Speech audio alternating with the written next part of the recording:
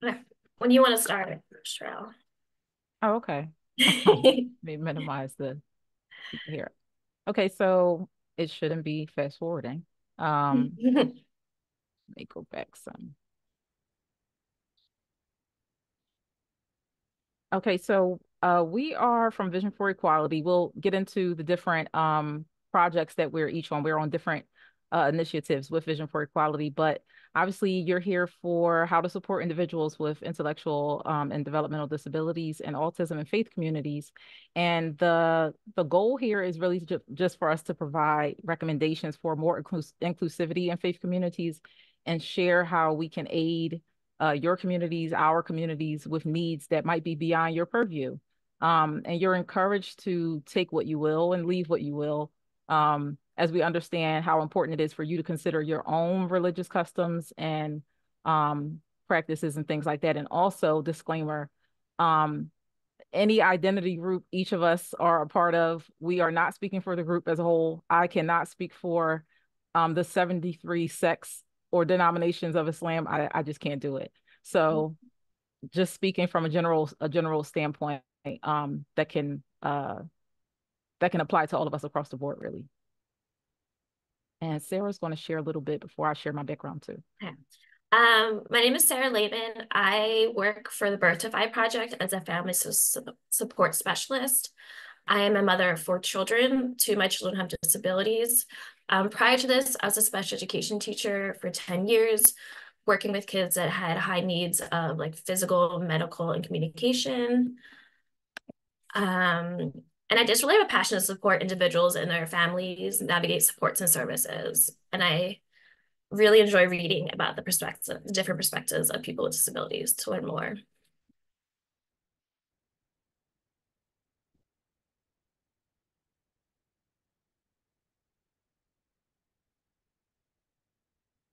You're on mute. Sherelle, you're on mute. Am I? Good, because I messed up twice. So I'm Sherelle Robinson, and I'm under the Systems Navigation Initiative of Vision for Equality as a family navigator. And Sarah will share a little bit more information or details about what each initiative sort of provides and what we're offering to you to aid our communities who have disabilities. So I function in human service roles in business as well as in law. And Sarah and I both are working on track to be certified trauma sensitive professionals so that we're working more, um, just having more, just being more enlightened with the demographics that we're working with, um, and also working in a mental health capacity. I pretty much have worked to increase the community's awareness about mental health concepts and increasing their access to resources. I'm kind of still doing the same thing here in systems navigation, just leading individuals to um, the institutions or the resources that they need to aid them, especially with children. That's been the case. I'm a mother of 2 children, a teenager and a four-year-old. My 4-year-old is on the spectrum, and she also has complex health needs. And being a caretaker in that capacity, as well as in the past with my father, has truly given me a unique outlook on the caretaker perspective, and that's who I truly empathize with. So I'm just bringing that all to this role with Vision for Equality. And Sarah will share what Okay, we do. so what we do. Um,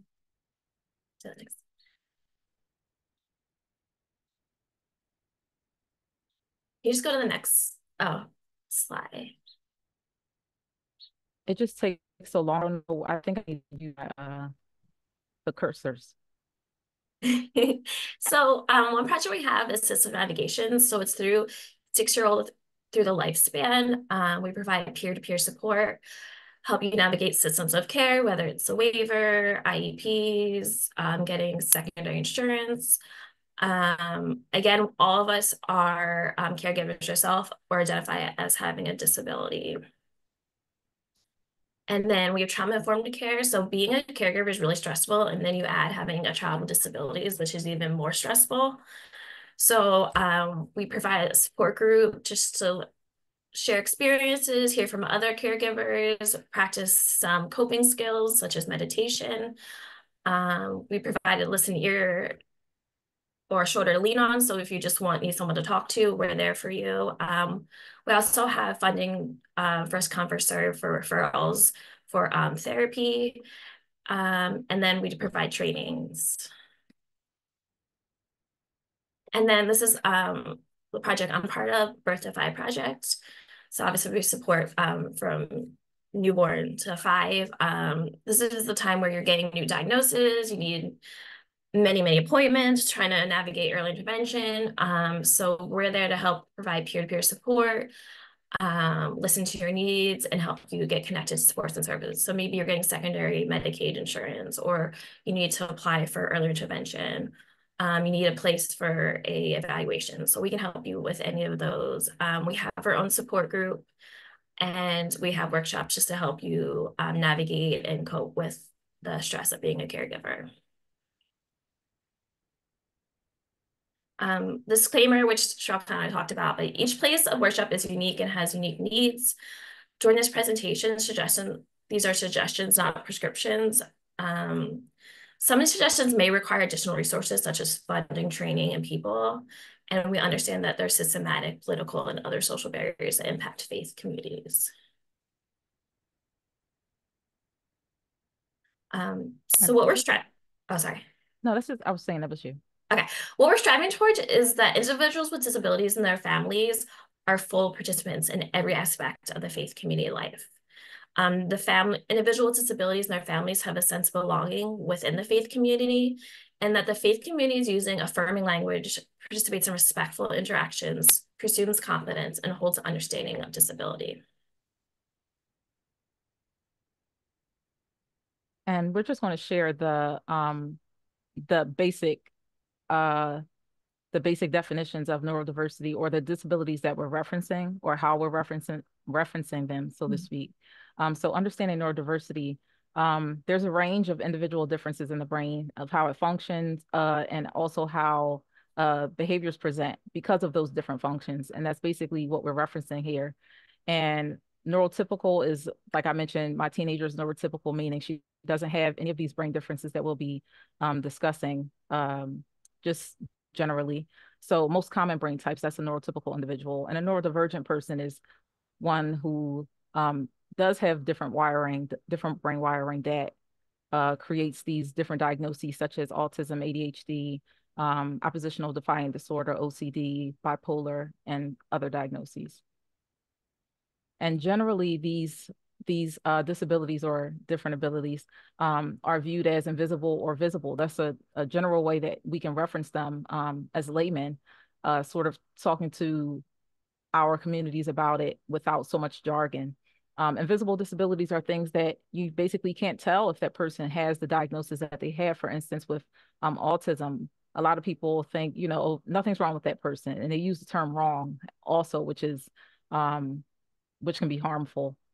But as we talk about visible disabilities, you might be talking about somebody who might be missing a limb, or who you can tell might be blind, or Oh yeah, my has son has those Down those syndrome, so disabilities. it's a visible. Mm-hmm. There's Yeah, physical characteristics that you can notice. or with cerebral palsy or things like Yeah. that, you might be able to tell. And as I mentioned, with autism, where there's differences that are caused in the brain, and that can affect how they communicate, how they interact, how they learn, and their sensory processing, how they take in information through all of their senses, how they process it, and how that looks to us. Developmental disabilities can affect the trajectory of a person's physical or cognitive growth. So whether or not they can meet certain milestones that are expected of someone who might be their chronological age. Intellectual disability, that can affect how a person communicates, their cognition, you know, whether they might be able to compute, or be able to read, or string together logical sentences, or things like that. And Um, Sarah will share. Mm-hmm. so individuals with disabilities and their families so we're going to talk about individuals and disabilities and families being full participants in every aspect of the community life. And I was just going to add that the reason why this is important is because you don't know the benefit that a disabled person can give to the community, or to your religious institution, or you also don't know, um, like I said, what they can possibly benefit from if they're a full participant in your congregation, or create from the one interaction that they're allowed to be a part of from a religious community. You don't know what that can do for them or for other people. So we shouldn't say who should have access to spiritual nourishment, which is one way that someone put it. We shouldn't be able to say who should or shouldn't have access to that. So that's the reason why it's important to give everyone the ability to have full participation. So Yes. we're going to talk about what does full participation look like. So they're attending religious services, they're leading prayers during the services, they participate in youth group, they attend religious classes, they participate in rites of passage, they're joining study groups. They're attending social gatherings. So whether you're having spaghetti night on Wednesdays or a fellowship, a potluck, they're attending. They're serving in the choir or the music team. They're serving as an usher or a greeter. They're participating in local outreach activities, such as visiting a hospital, retreats, conferences, and they're attending the summer camps that you offer. Individuals with disability hold leadership roles within your faith community. They're hired to be faith leaders, music directors, education staff, and more. And then individuals with disabilities are valued for their gifts and talents that they bring to the faith community. And the faith community puts the use of the individual's gifts and talents. So the goal is full participation for people with disabilities and their families in spiritual and religious activities. So how do we accomplish this? We identify and remove existing barriers, and we provide essential and consistent supports.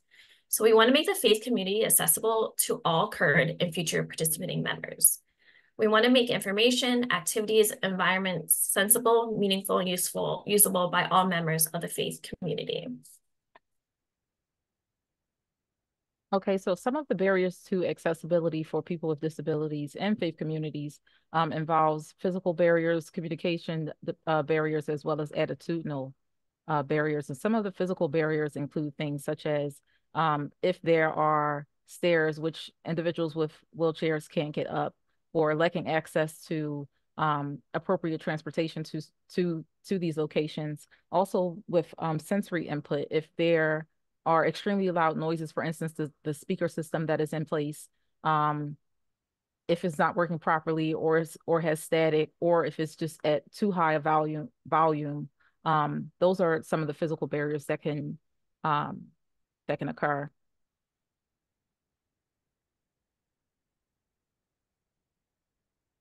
Communication barriers are examples of when people are unable to hear, speak, write, or understand information as it's available to them. This is extremely important, obviously, because this is what connects us to each other. So if there are barriers to how we can communicate, a person can't get the full experience of what they should be getting from services. And some of that might include there are electronic documents that aren't properly formatted or can't be read by a screen reader. Or otherwise, some people might want hard copies or might have to read Braille. The language might not be clear, which might be difficult for someone with a learning disability, or have some difficulty with cognition. Videos that aren't captioned and don't have transcriptions, those could be helpful to be in place if people are hard of hearing, or they need to follow and understanding by seeing the words. There's also the fact that communication includes language reading, learning, and structural things that are within the body. So, for instance, some people that can't create certain pronunciations, or, things of that nature, that reflects with the faith community intensely, given that obviously there are religious texts that are used and that are referenced, and that have to be, if they're used and referenced in religious capacities, they're expected to be implemented. So if they can't be understood or read in the first place, then they can't implement it. So they're kept out of being full participants in their faith community in that way. That's why it's so important. And also being able to ask for assistance with anonymity, and oh God, being anonymous. So being able to ask for assistance without having everyone sort of in your business. So if you can't have access to a particular email in a faith community, or not being able to speak with someone in person, or things like that, having these communication barriers doesn't allow people to ask for what they need. So that also can help you feel like you're a little bit of an outsider or excluded from full participation. And giving people time to think and respond in lectures and classes, this is really important for people who need time for processing. That shouldn't have gone that fast. And lastly is the attitudinal barriers. So the attitudinal barriers is basically the behaviors and perceptions and assumptions that are made about people with disabilities.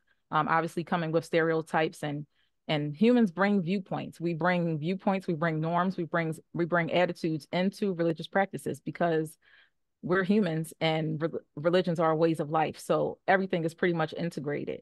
And bringing these things in, sometimes people don't mean any harm, but that doesn't mean that harm isn't done. So some of the examples of attitudinal barriers can include things such as forming ideas about a person based on stereotypes or lacking knowledge. So basing things off of a stereotype or an old way of thinking, not seeking the knowledge, not summoning the people in your congregation for clarity. But like I also said in the beginning, even if you have disabled individuals in the congregation, they can't speak for the disabled community as a whole. So it's really important to engage them so that you can increase your enlightenment about what they need, what they want, and how you can actually provide it. And in addition to that, maybe believing people with disabilities exist to make others feel good. So for instance, sort of Another objectify, inspiration. yeah, sort of Sorry, using, so we're talking. it'll come up again too, but Yeah. sort of objectifying them as if they're like a trope to be referenced for neurotypical or people without disabilities to sort of aspire to. And nobody wants to be objectified in that way. So that's a part of an attitudinal barrier as well. And Sarah, go to physical Right. supports. So we're talking about how we can accommodate this and provide physical supports. So have a microphone stand that all participants can use. Seating with extra leg room for individuals who use mobility support, such as a wheelchair, walker, cane. Provide scatter spaces. A lot of times people who have mobility devices, like a wheelchair walker, they're either like sitting in the aisle, sitting like right smack in the front, or like in the way, way, way back. So provide a seated places in the main body of area of worship. Um, if you have a choir, then have it be an area where a wheelchair user can participate. Provide adequate lighting directed on the face of the speaker for those who read lips. And then provide adequate general lighting in all areas of the faith community. You can offer book stands or lap boards for those who need assistance in holding worship books and other materials. If possible, provide a van with a wheelchair lift and then a pool of dedicated drivers or arrange at neighborhood carpools. Again, transportation can be really hard for individuals with disability. Create a sensory-friendly faith environment and create a sensory room, which we will talk more about in the upcoming slides. Um, so there's many sensory inputs involved in the spiritual religious activities, loud and unexpected sounds and singing, repetitive or specific types of noises, such as hand clapping. There's bright lights, certain colors and visual patterns. There's specific smells, specific tastes and textures. And then with specific textures on surface. And you're getting because it is such a community and that you're friends and loving, there is a lot of touch from other people. So you can create a sensory friendly environment. You can provide printed service plans, provide printed or digital service plans outlining the order of the service. So including the length of each section, the time of music, where it's gonna be a little bit quieter and louder moments in the service. You can provide visual schedules of the service. So like first we're gonna sing, then we're gonna pray, and then we're gonna do communion, anything, just put pictures of what the steps are going to be in your service. You can provide noise canceling headphones, provide fidgets like poppets, spinners, stress balls, and it can be a fragrance-free environment. So creating a sensory room. So this is a dedicated space that provides a calming retreat for individuals when they feel overwhelmed. The space is to regulate their sensory input and then return to the service feeling refreshed. It should be easily accessible from the worship space. There should be an option. I know there's concerns when parents have to go with their child to a sensory room that they're not being involved in the service. So if you could have like headphones and video of the service, or another option would be to have volunteers available to supervise the sensory room so parents can stay in the worship area. And we want to aim to support all senses. And just to add, to reinsert the disclaimer, um, we are very much aware that these worship spaces are purposeful. So they're for worship. So it's not intended to encourage you guys to turn worship spaces into like a playground, because that's not what the space is for. Nor do most of the time these religious organizations are nonprofit, are not receiving certain grants, are coming off of donations and things like that. They don't have the funds for um, creating or building out, or things like that. So even having sensory item drives or things like that that people can donate could be helpful. And also in some religions, for instance, like my own, we don't take up loans with interest. We don't receive interest-based assistance. So it's easy to say, create a sensory room when you're already struggling with funds and you don't accept loans. That practically every loan in the country is based off of interest. But when you can't take that up because it runs counter to your religious beliefs, you are sort of stuck with this demand or recommendation, but it's difficult to bring it into fruition. So, and there's also restricted governmental resources. That is a reality as well, because a lot of organizations that do provide grants explicitly exclude religious organizations because they don't want to be affiliated with some sort of denomination or religious organization. So we know that that's a reality as well. And So this is you, Sarah. here's some examples. Again, as Cheryl said, I mean, you can ask for donations. I know that we have so many fidgets and other things in our house that we would love to get rid of them.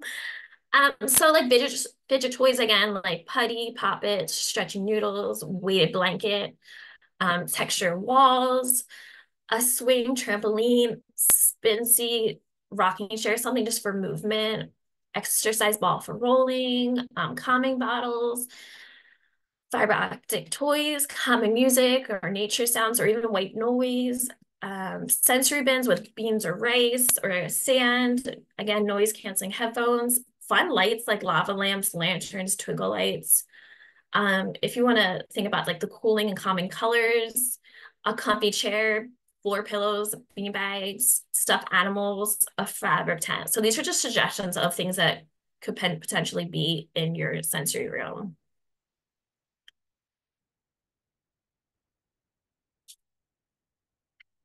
You're on mute. I don't know. Oh gosh. I've been so scared you guys can hear my air. I've been trying to mute, but I think I'm just going to have to leave it. We can't hear Supports it. for communication, good. Using text that's clear and easy to read. And that's important for religious text because a lot of the time it's not modern language. So if individuals already have difficulty with cognition, with modern communication, it might be difficult, even more difficult for them to read religious texts that are using older ways of speaking. Also using contrast and color for text and images so that they're easy to read and point out and reference, and providing outlines like Sarah mentioned a few times. Sometimes that helps individuals who um, might have hyperactivity or difficulty focusing. If they know what's ahead, that can help them soothe a little bit of knowing what's to come. There's also the option to use, even if you were to use someone who knows ASL, an interpreter, maybe you could chime them in on a service or a class or a lecture through Zoom, so that maybe you can put them up even on a screen if they're not physically there, so that they're readily available to assist for individuals who need it. And there's also supports for communication that involves even providing transcripts of the services, providing them before or after after. Sometimes using closed captions. Closed captions is obviously considered a benefit, but sometimes closed captions moves a little bit too fast, and that might make it difficult for individuals to process what's being talked about. So obviously it's not to do away with closed captions at all, but sometimes there are, if it is too fast, there are transcription apps and sites that are free that you guys can incorporate. For instance, like TurboScribe, they can convert MP3 files and other files to text. And like I said, it's free. So those are ways that you can provide supports. Obviously, having materials in different formats. So people learn visually. Some people need braille. Some people need audio. So just providing materials in different formats can be helpful as well. And a lot of religious spaces also usually have push boards or pen boards or dry erase boards and things like that. You can usually use them where somebody might be responsible for writing down the main points that are talked about during the lecture for individuals who can't see or can't hear or just want to get the gist of what's going on. There's also the option to provide, like I said, interpreters or project lyrics on a screen. When appropriate, seat the person close to the speaker. Like Sarah mentioned, some people like to prefer to lip read. And also what's a practice in the Islamic community is for the speaker to actually repeat important things 3 times. So sometimes that can be an example of supports that are provided. And there's an older reference where the Islamic prophet, peace be upon him, where he would use verbal lessons, written lessons, where there was dictation, individuals who scribed, there was memorization used, but there was also practical demonstration. So that's an example of in a faith community where that was provided. And like I said, where things were repeated 3 times for people to get what was talked about. So we already talked about providing real-time captions and open and closed captions for videos as well. But for supports for attitudinal barriers, obviously we can explicitly communicate that we welcome and include and provide accessibility to individuals with disabilities through outreach materials, through websites, through just how we interact. Obviously including in your vision statement or your mission that you want to include them, and just showing that, showing representation in materials and asking disability agencies, like I said, if it's beyond your purview or your understanding, or your religious organization doesn't have like a social worker, obviously referring them or having them included to fill in the gaps, fill in the knowledge gaps, or fill in the resource gaps. Additional supports for attitudinal barriers include providing personal invitations to individuals with disabilities. So actively seeking them out so they don't feel that they have to hide within the congregation, or that, you're proud to have a fully inclusive congregation. Providing a comfortable way for individuals with disabilities and their families to offer suggestions. So even a electronic survey, a physical survey, staying behind after services to ask questions of them, or even if there are people in the congregation who are caretakers. Obviously, they cannot speak for the disabled community, but you can get more insight from them as well, different perspectives. Holding disability acceptance events is gaining popularity. We saw a lot of autism events in April, mental health months, things like that, providing religious education programs that intentionally plan for these individuals. So not having a program that that only takes into account typical functions, and everybody else with a disability just has to get in where they can possibly fit uh, their needs or their preferences. So basically just accommodating them, and also training leaders and volunteers to support these individuals as well. And Sarah just explained the difference. Yeah, so we have on the left we have equality, so everyone's getting the same supports. And then on the right we have equity, so people are getting the supports they need. So you can tell that in equity, when people are getting what they need, then they're able to like access the apples. So it's important not giving everyone the same supports, but giving supports, individualizing the supports.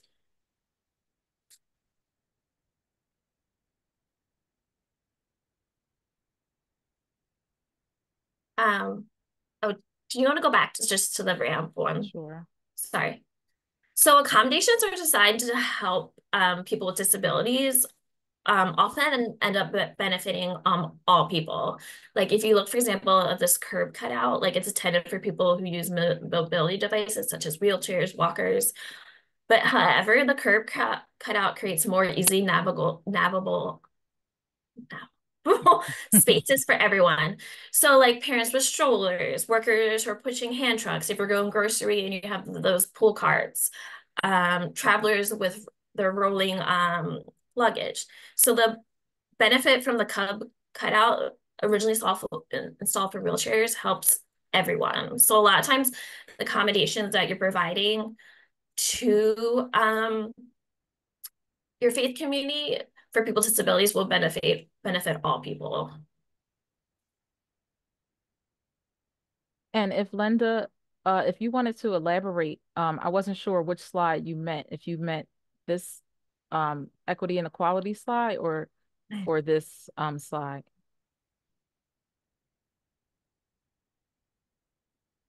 Okay.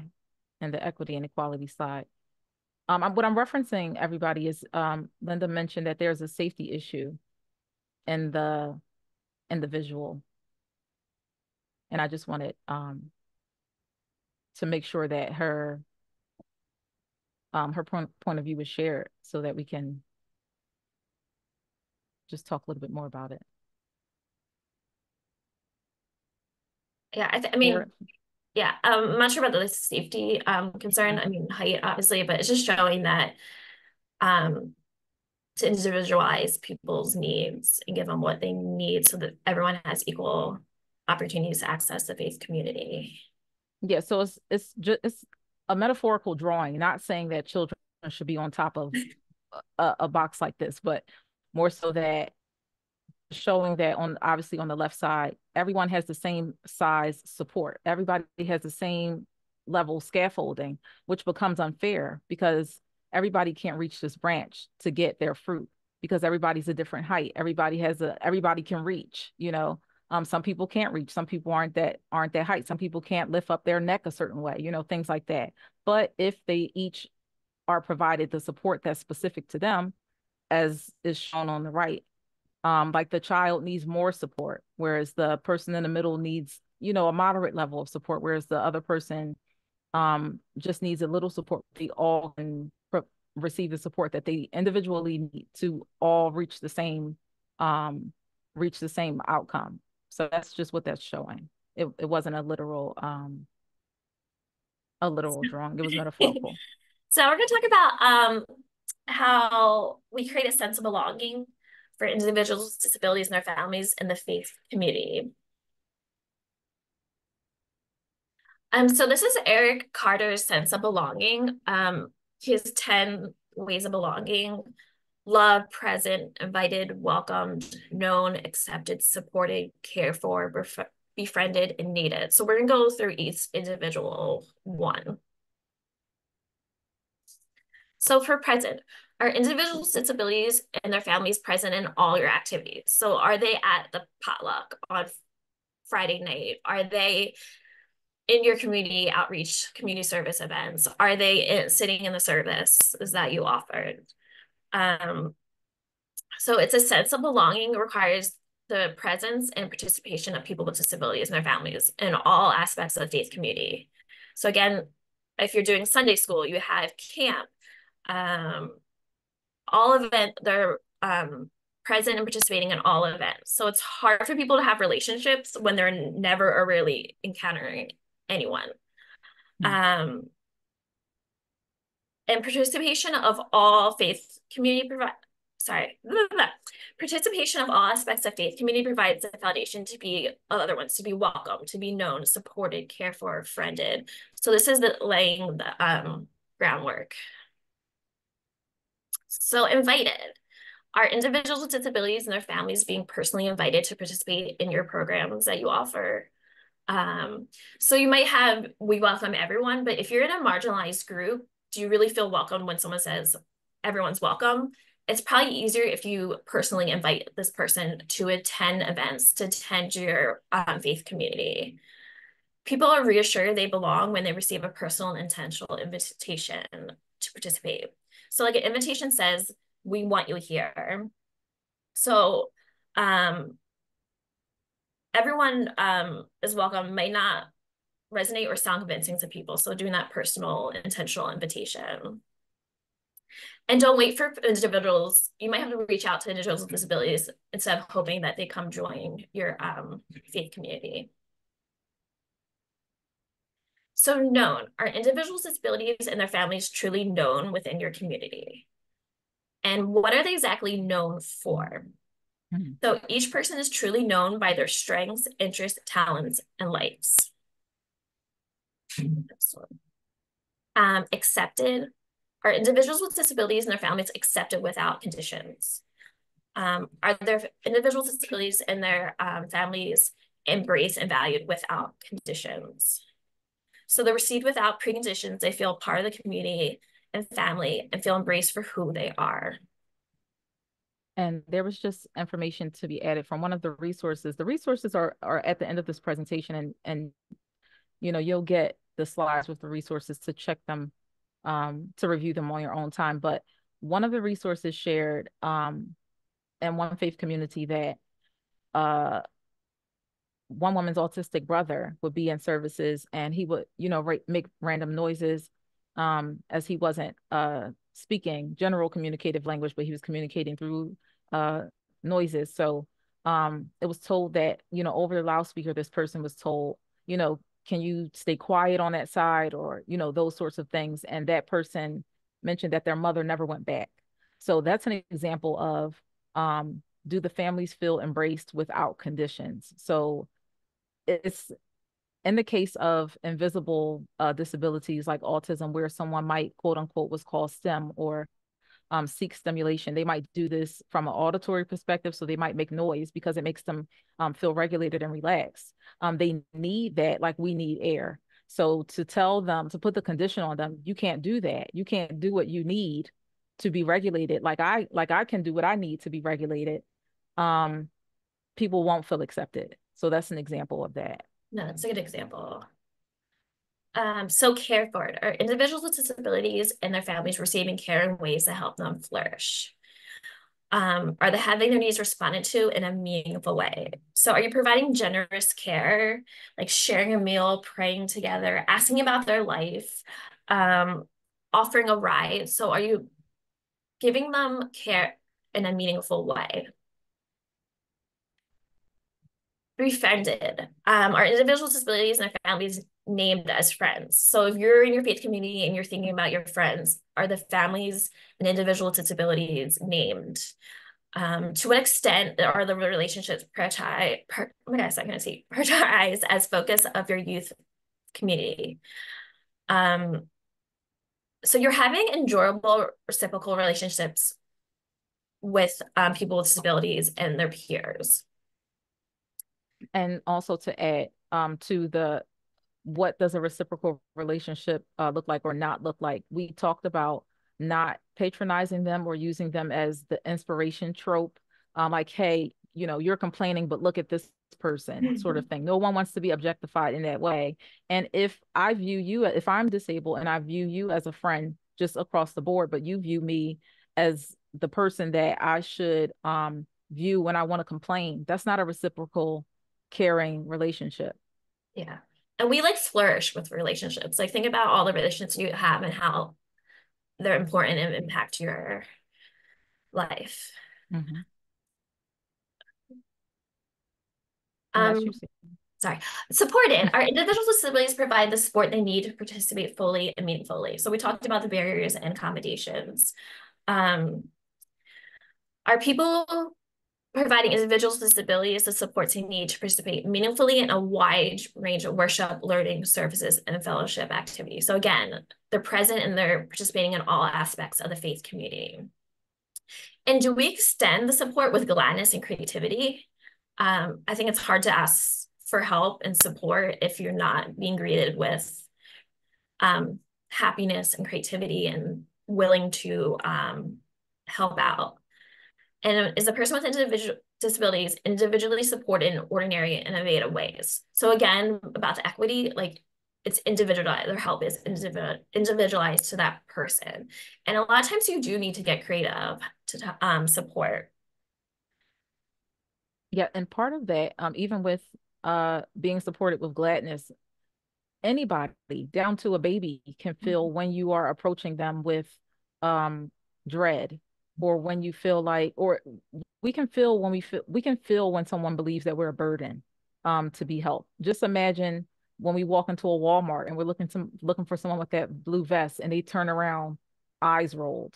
They're not happy to help us, and we can feel that. They don't have to say, I'm not happy to help you. They don't have to say that for us to feel it. And that's the same thing with individuals with disabilities. And like Sarah said, um, everything we have to implement to support our community members with disabilities isn't going to be easy. So the opposite of that is we're going to have to be creative, just like Sarah said. So needed. Are individuals with disabilities and their families missed when they're not present?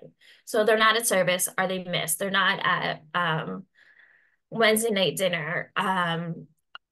Is someone realizing they're not there and missing their presence? Individual with disabilities and their families bring gifts to the community that are seen indispensable. So again, you understand that this family and individual with disability has strength, talents, and many gifts, and that they're needed and important to the faith community. The faith community comes to see themselves incomplete without the presence and participation of individuals with disabilities. And lastly, loved. Our individuals with disabilities and their families experience a deep love. Is the person with disabilities and their families deeply and unconditionally loved?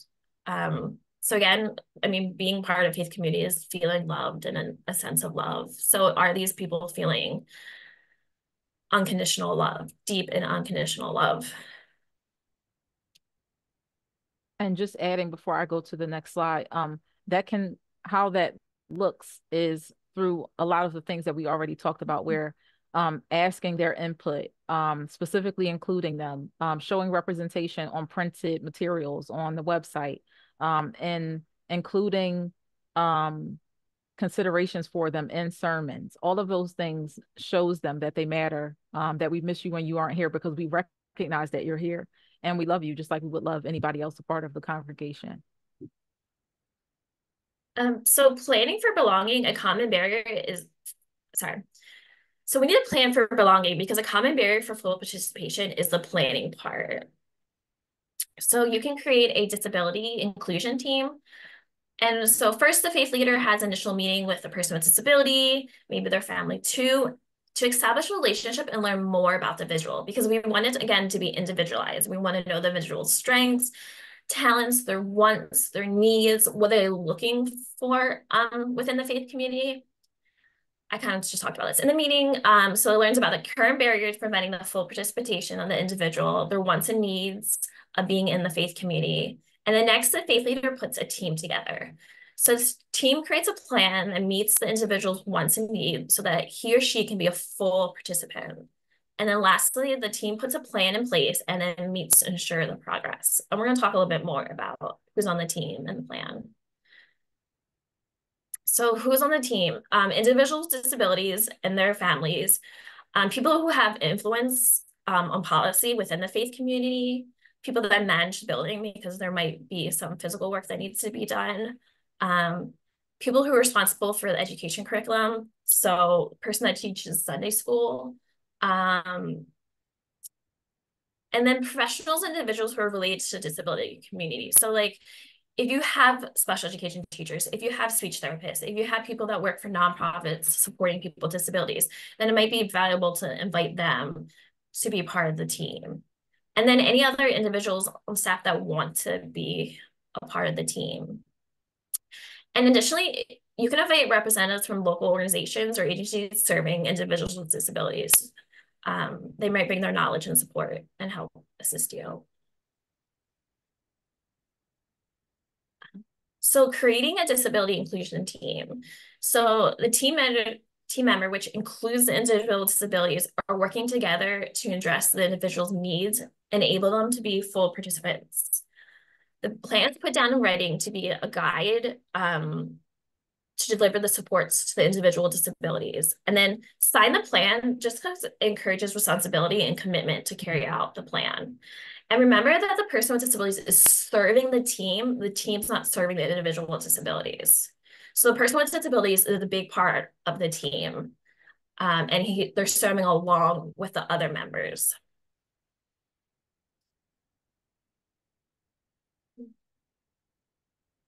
So supporting belonging, creating a disability inclusion team. So what does this plan contain? So identify team members, identify how the individual will be involved and participate in the faith community. So again, you've already learned about their wants and needs within the faith community. Describe what's important to the individual with disabilities and being a part of the community. The individual needs, wants identified, develop appropriate goals to meet those needs and wants. Define and list needed support. So again, if they need large font or they need closed caption or they need seating near the faith leader. And then assign responsibilities to particular team members and provide a description of the task and establish timelines. So we want to hold people accountable because plans are great, but you need to actually follow through with the plan. So give people responsibilities, clearly tell them what they need to do in a timeline. And then determine how the goals are met. So you made goals about how this person will participate in the faith community, what's important to them. Make goals so you know that you're meeting their needs. And also set a date for the next meeting. So you want to make sure that you're continuing to follow up, that you made progress on these goals. So it's important to set a date and continually meet.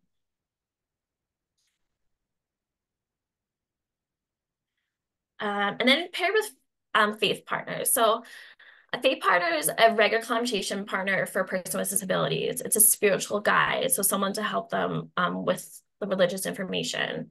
An educator who can offer help, answer questions before, during services, events, classes, maybe on Tuesday night during study time. And a friend during social opportunities by inviting, authorized, engaging conversation. So the purpose of a faith partner is to provide adequate support, opportunities, and a lasting relationship. And again, full participation. So think about when you're new to a place or you're maybe not super outgoing or you have high needs and socialization, that if you had someone there to support you, it would make it a lot easier. The faith leader should meet the person with disabilities to introduce them and explain the concept of faith partner. If the person would like having a faith partner, this next step would be to identify potential people to ask. The faith leader can look for someone who has similar interests, lives close to the person with disability, is near the same age, and it obviously is willing to participate.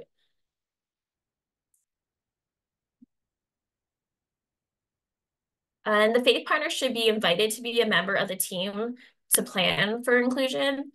The faith partner should meet with a person with disabilities to talk about what they will do together. So again, it's not the faith partner is just doing it. They're doing it together with the person with disabilities.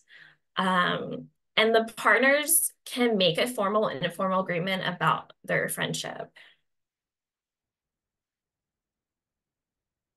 So now we're going to talk about, so we talked about full participation. But we want also the faith community to use affirming language, participate in respectful interactions, to pursue competence of individuals with disabilities, and have a general understanding of disabilities. So it's important how we speak about disabilities because it will be how we think about disabilities. So there's two ways to refer to disabilities. There's person first language, and then there's identity first language.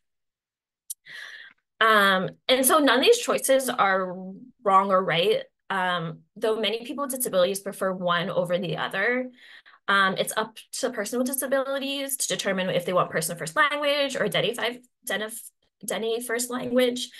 So you can follow their lead. So if they're saying a person with disabilities, then you follow that lead. If they're saying a disabled person, which I'll explain in a minute, then you follow their lead. And if you have no idea, then just ask. So person first language, it puts the word person first before any reference to the disability is made. So this type of language acknowledges that the human beings who have a disability are in fact people first and not just seen for disability. So examples would be person with a disability, person uses autism, person uses a walker. And a lot of times, this is used definitely in education settings. But again, so it's up to the person with a disability as of how they want language disability to be used. And the next is identity first language. So it's acknowledging that disability is a part of what makes a person who they are. So examples would be disabled person, autistic person, blind person. So don't dance around disability, just say it. Say disability. Like disability is not a bad word. And by dancing around it and not saying it, you're kind of inferring that it is a bad word. So while euphemisms for disability are generally intended to be well-meaning, such as special needs or differently abled, unless preferred by the person with disabilities, using other terms than disabilities creates the idea that disability is a negative thing or wrong. So it's okay to say the word disability. You don't have to come up with other words for it. And I just want to add some encouragement because of the times that we're in. We spend time on social media and we tend to, sometimes there are hives of people who will jump on you if you use certain language versus other language. So even if you find yourself in those kinds of conversations, you can just mention just exactly what we just said. If the individuals you've been in contact with prefer a certain language, that's why you're using it. But if someone wants to use something different, they can make you aware, or you can ask them. But we do understand that the climate is people like to speak for groups, but that's not that shouldn't be the case. Okay, and then so this is some affirming language, and what language we use is taken by what the disability community wants us to say. It's not us deciding what to say, and Mhm. this is ongoing and changing. Um, so a lot of times we hear the word high functioning, and instead of saying high functioning, you can say person who's able to. So a person who's able to communicate, a person who's able to socialize. And again, we don't want to be saying low functioning. You can say a person who's unable to, or a person who has high support needs. So maybe a person is not speaking, so then you can say they have high communication needs. But high functioning, low functioning is so broad, and how to determine someone's high functioning, low functioning. I was just reading a book yesterday, and I was saying like, so you have an autistic person who is non-speaking but can create these amazing computer programs to help a company. What are they high functioning or low functioning? Like it doesn't make sense. So focus more on what the person maybe needs, is able to, or maybe needs like high supports or low support. So if a person is not speaking, instead of saying nonverbal, we say non-speaking, because communication is also like hearing. There's a lot involved in communication, even if it's not coming out of your mouth. There's body language and other things. So vision impairment, instead of saying visual impairment, blind, low vision, and vision disability. I know my son has a vision disability, so that's how we refer to it. He has low vision. And we're talking about people with disabilities. We're not going to say suffers from, afflicted from, or a victim of. The person has a disability. So we're talking about someone who does not have disability. Instead of saying able-bodied or normal, say a person without disabilities or a non-disabled person. And a person's not wheelchair bound or confined to a wheelchair. The person uses a wheelchair or is a wheelchair user. This is hard. The last one's hard because it's so part of our society and language to say handicap bathroom or handicap parking. I think But instead say it's accessible bathroom or accessible parking. We want to kind of take out the word handicap.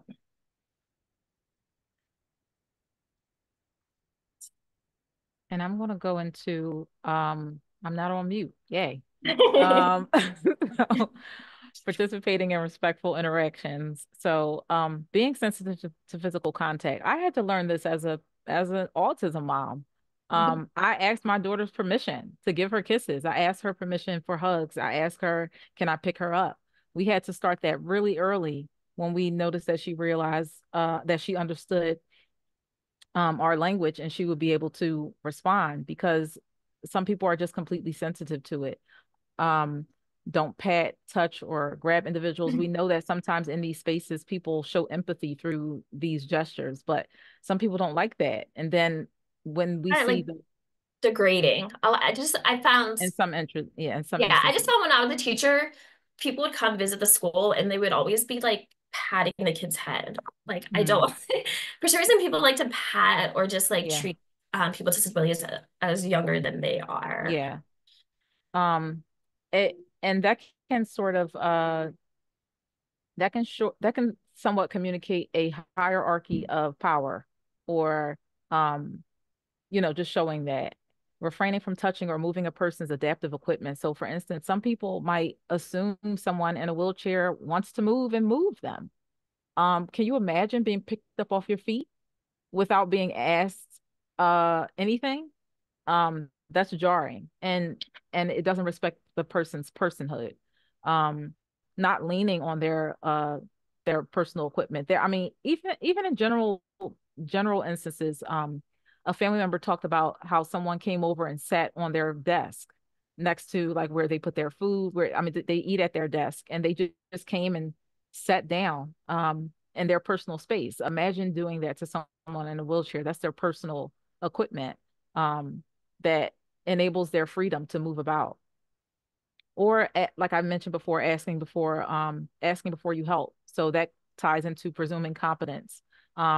A person is competent enough to let you know when they need help. You don't need to be sort of hovering and the director of whatever their tasks are or whatever their needs are, if they didn't ask you that.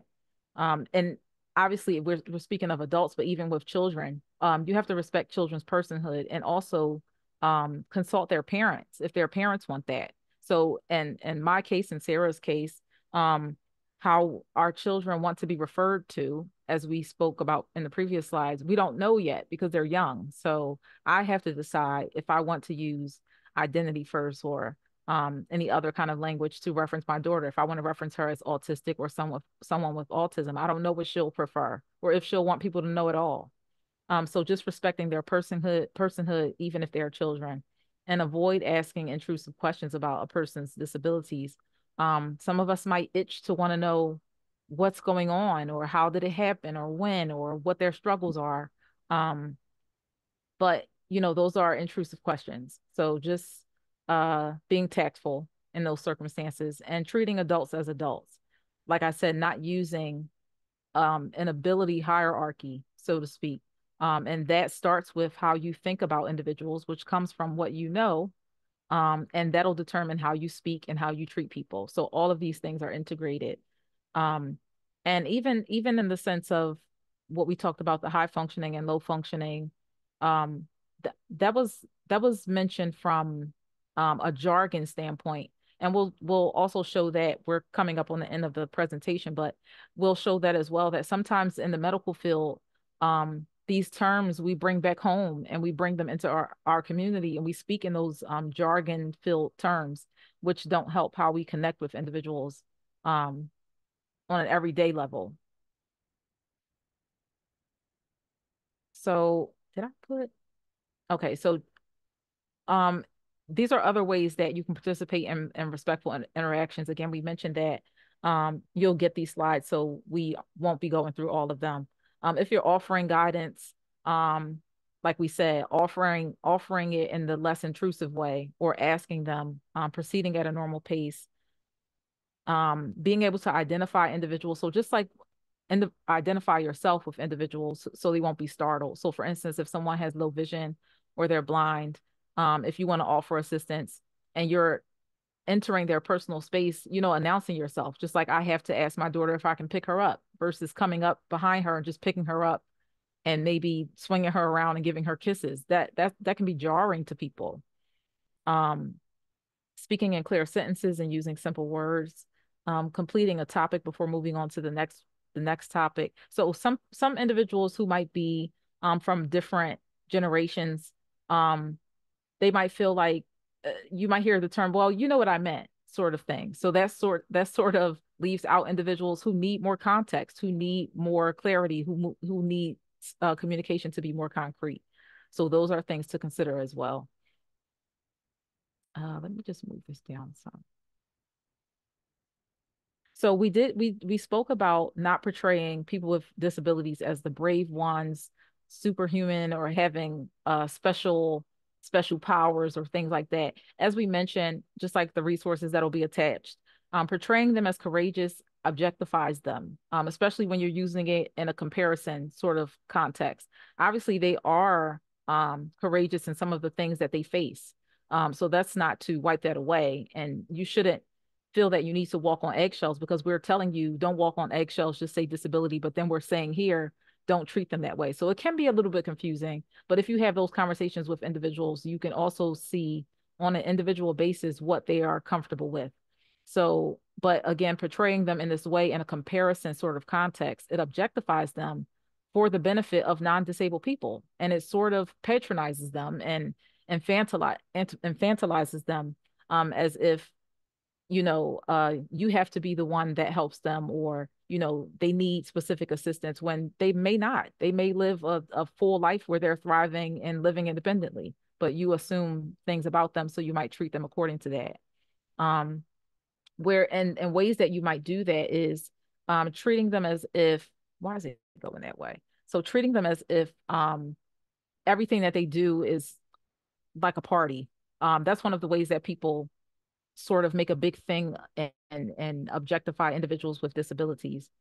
Um, Also talking to a person, for instance, when you're using an interpreter, talking to the person versus facing the interpreter. Or if you're speaking with another family member, who can communicate a little bit better, still give the person that respect, or trying to remain in control of your reactions when someone behaves in an unexpected way. So like I mentioned with the congregant whose son would stem and make noises. Um, a lot of times with people with with invisible disabilities like autism, you might not understand their behavior. So sometimes your reaction might be um it might be expressed in a way that's uncomfortable for family members, or it might incite shame with those family members, or people who might not be there with their disabled family members, but maybe they're considering it. And because of our reactions, they know this isn't the place for them to be. So you're not just impacting the people who are actually there, but other people who might be considering it. And this is what I was speaking of with there's a medical model and there's a social model. So from the medical model perspective, this is the way that the people who are actually providing the diagnoses, the providers who are actually providing the services, sometimes they speak in these terms, and it's it's very clinical. It sort of removes the person, and it speaks to the person in terms of a diagnosis, in terms of deficits, in terms of what's poor and what's strong. And Yeah. that doesn't translate well in the social realm. Yeah, it's also Want the to thing that share? disability needs to be fixed or cured. Mm-hmm. There's like it's wrong to have disability. Yeah, sorry, that's what I was saying. I just saw something earlier where someone was trying to educate another person on sensory processing disorder. So that usually accompanies autism, and that is where an individual processes things in their senses, in their eyesight, in their hearing, their touch, differently from neurotypical people. And it mentioned, they have poor coordination, they have poor, like that was the terms that they were using. I'm just like, who wants to be referenced as having poor anything or deficient anything? Nobody wants to be referenced that way. Um, Do we talk about the social model or do you? yes. So Okay. from the social model, just mentioning that, like I mentioned before, I mentioned that some people might say, um, my daughter is high functioning, you can't even tell that something's wrong with her, or, using terms like that. Um, Instead, in the social model, we should be using language such as disabled people are normal, or not using terms like, you can't tell that nothing's wrong with them, because there isn't anything wrong. There's just something different. So if you wanted to continue. Yeah, so the social model, which I'm not speaking for all, but majority of people with disabilities follow, is that people are not disabled by the medical condition, but by the environment, attitudes, and systems that create barriers. So society places limits um, on a person, not their disability. And disability stems from community services and spaces that are not accessible or inclusive. So it's not the disability, it's the society barriers that is causing um, placing limits on the person with disabilities. And I'm just going to share a little bit about presuming competence. And obviously, Sarah, you can chime in. That's Just recognizing that the individual with disabilities, they have the capacity to understand, think, learn, and do things. So some individuals tend to assign cognitive inability to people who don't speak or communicate in the same ways that everybody else typically speaks. So if a person is non-speaking, they might think that they don't understand, and they absolutely understand. They just can't communicate it in the way that you communicate. Um, so just presume that, because that puts you in a better position than assuming that they don't. And then um sort of demeaning of what their assumptions and based on stereotypes or just incomplete information. You're an individual with disabilities can effectively engage and contribute to your faith community. So not thinking that an individual can't possibly do anything to your community because they have a disability. So the opposite, for people have varying abilities, varying strengths, just like individuals who don't have disabilities. People know what they need and they know what they want. And even when it's hard for them to say it, those realities still exist. They still know what they need and want. So it's up to us to communicate with them to get that out. Because especially if we're the ones who put ourselves in a leadership position, it's upon us then to accommodate the people who we're leading over. So it's up to you to identify what those needs are and meet them, because they didn't ask for a specific person to be in leadership. um and lastly, they can and will ask for help in different ways. So we have to give them the opportunity to do that. If we assume that they don't know what they want, or they can't think a certain way, or they don't learn, we take away their opportunity to ask for help, or to um do things in different ways. So that's a part of that as well. And these are just some of the resources. yeah, so those are references, and then we'll send a PDF of the Mhm. resources. So you get a recording of the presentation, PDF of the PowerPoint, and then we have um, a PDF of the resources. So if anybody has any questions or concerns. Also, yeah, so Shoes are program manager. So if you want to connect us with a family you know about, or you want to be connected yourself, feel free to email her or call her to set up one-to-one peer support, or if you want to know about our support groups or other workshops, or you want this, we can help your organization with this presentation. So feel free to reach out to Shu.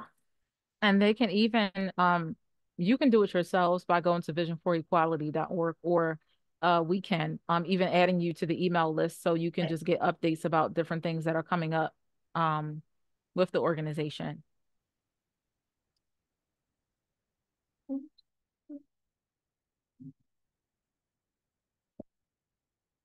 Well, thank you for joining us. I appreciate you spending your afternoon with us. Yes, thank you. It was a lot of slides.